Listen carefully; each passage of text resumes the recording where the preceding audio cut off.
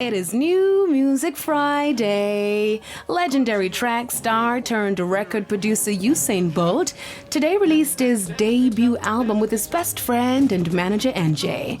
The project, titled Country Youths, features 14 songs with collaborations from a few of his close friends like Bibi Gardner and Kamal. The album tells the story of Usain and his best friend growing in the country and now accomplishing their goals. Just a kid from the country, living the dream. It's a party. This is how we do it 7 days of the week. Girls and girls. Yo, both thicker in the car. You know me, I bring some girl to the car.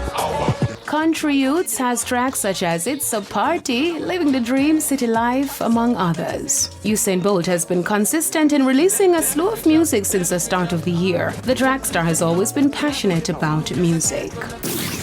Now, Fame Frequency is bringing energetic club vibes tomorrow with the Glow event. It features Radio Jamaica's DJ Deli, Fame 95 FM's DJ Kevin, and Hits 92 FM's DJ Xavier. Dress in your neon in the VIP Zoom Watch Yourself area at 9 p.m. on RETV, and of course 10:45 right here on TVJ.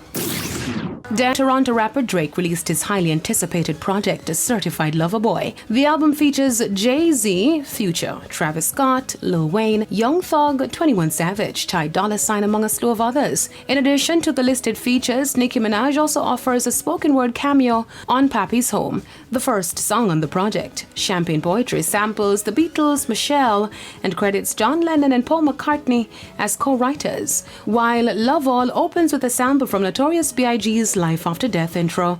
Certified Lover Boy is a follow-up to 2018's Scorpion and 2020's Dark Lane demo tape. Back in May, Drake was honored with a 2021 Billboard Music Awards as Artist of the Decade. I'm Daedra reporting for your weekend edition of E! Prime. Be safe.